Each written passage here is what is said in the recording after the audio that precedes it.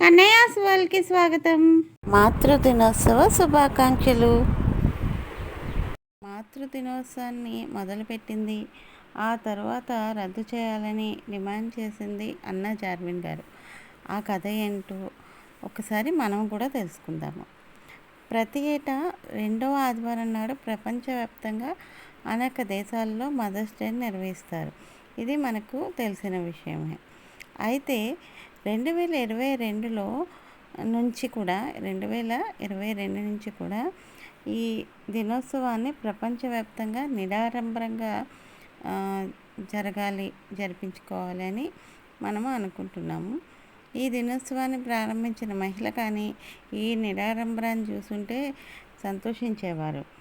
ఎందుకంటే మదర్స్ డేను అత్యంత ఆడంబరంగా మార్చి పూర్తిగా వాణిజ్యమయం చేసే తీరుతో ఆమె ఏకంగా ఈ దినోత్సవాన్ని రద్దు చేయాలని ప్రపంచాన్ని ప్రారంభించేంతగా ఆవేదన చెందారు. ఎలిజబెత్ బర్కు కొద్ది రోజుల కిందట ఒక ఫోన్ వచ్చిందంట.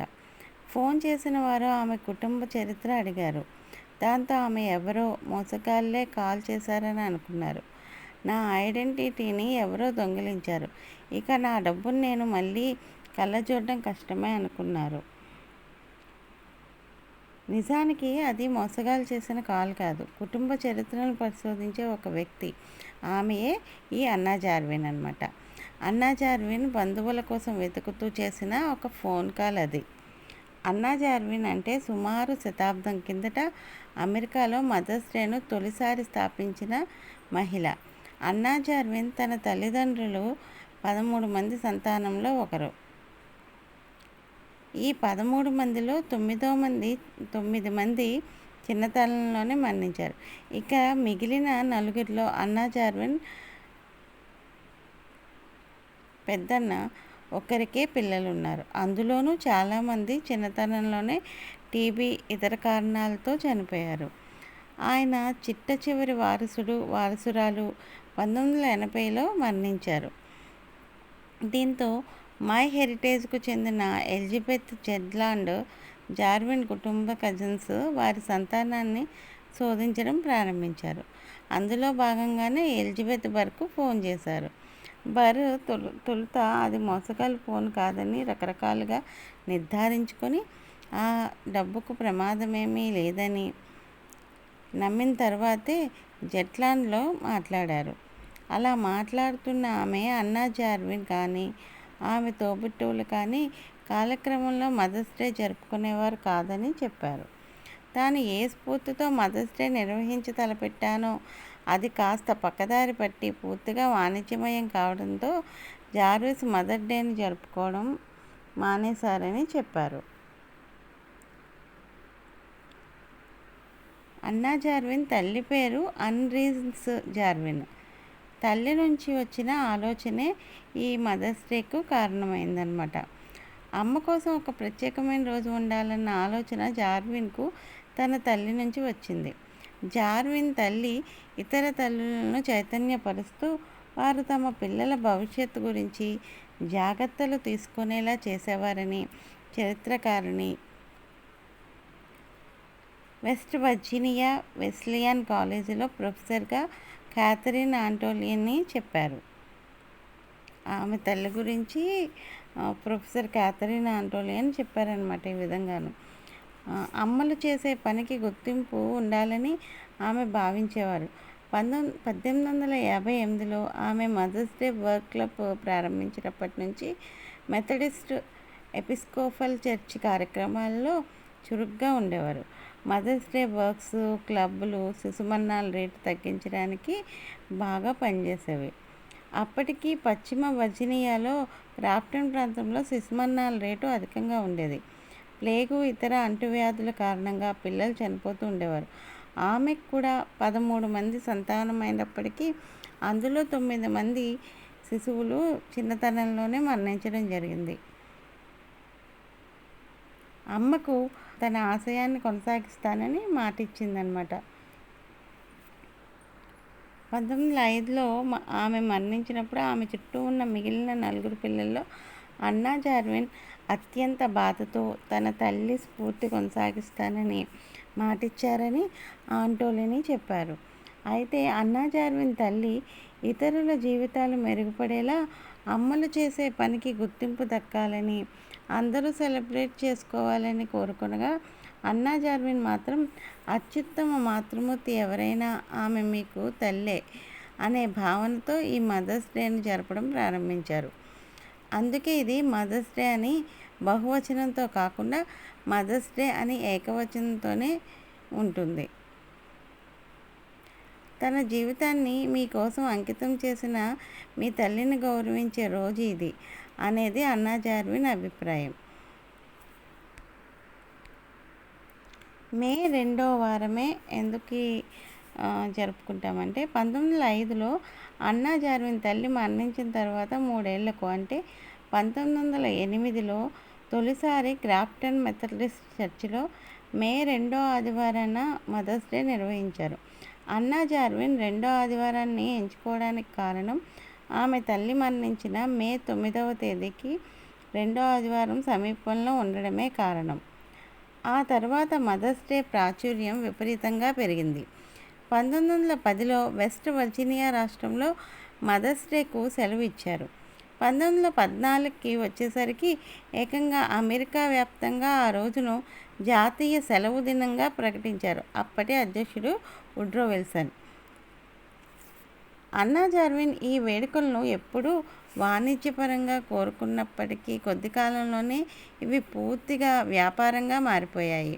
పూల బొకేలు, గ్రీటింగ్ కార్డులు, బహుమతులు, చాక్లెట్ల రంగాలు ఈ మదర్స్ డేను వాణిజ్యపరంగా మార్చేశాయి అన్నారు ఆంటోలిని. కానీ అన్నా జార్విన్ కోరుకున్నది ఇది కాదు. వేడుకలు పూర్తిగా వాణిజ్య రూపం దాల్చినప్పుడు ఆమె ఒక ప్రతిష్టాత్మక ప్రకటనను విడుదల చేసి మదర్స్ డేను వ్యాపారంగా మార్చవద్దని అర్జించారు. వాణిజ్యానికి వ్యతిరేకంగా పోరాటం 1920 నాటికి మదర్స్ డే రోజు పువ్వులు కొనడం, బొకేలు కొనడం మానుకోవాలంటూ ఆమె ప్రజలను కూడా అర్థించారు. తాను కోరుకున్న స్ఫూర్తిని మరిచి వివిధ సంస్థలు కూడా దీన్ని పూర్తిగా మార్చేయడంపై ఆమె బాధపడేవారని ఆంటోలిని గారు వ్యక్తపరిచారు. దీంతో పూల వ్యాపారులు ఆమెను డబ్బుతో కొనాలనుకున్నారు. కానీ అందుకు ఆమె ఏమాత్రం అంగీకరించలేదు.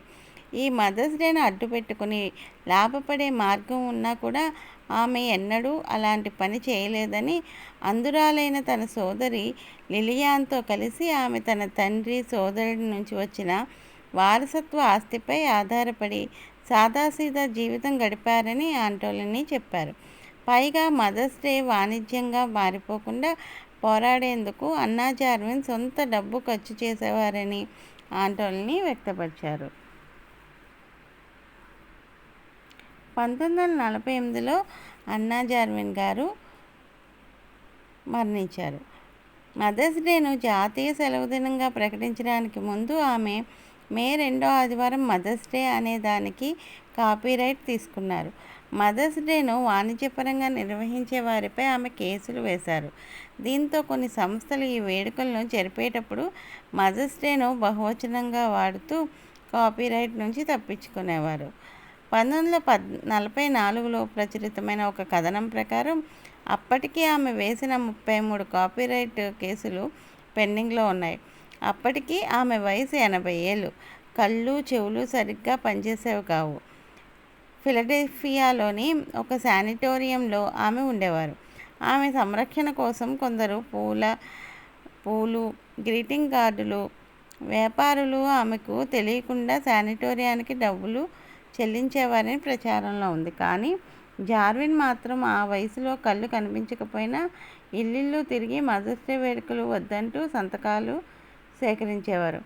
జార్విన్ సోదరి లిలియన్ వారు నివసిస్తున్న శానిటోరియంలో గదిని వెచ్చబరిచే ప్రయత్నంలో కార్బన్ మోనాక్సైడ్ వ్యాపించి ఊపిరి ఆడక చనిపోయారు. జార్విన్ కూడా 1948లో గుండెపోటుతో మరణించారు.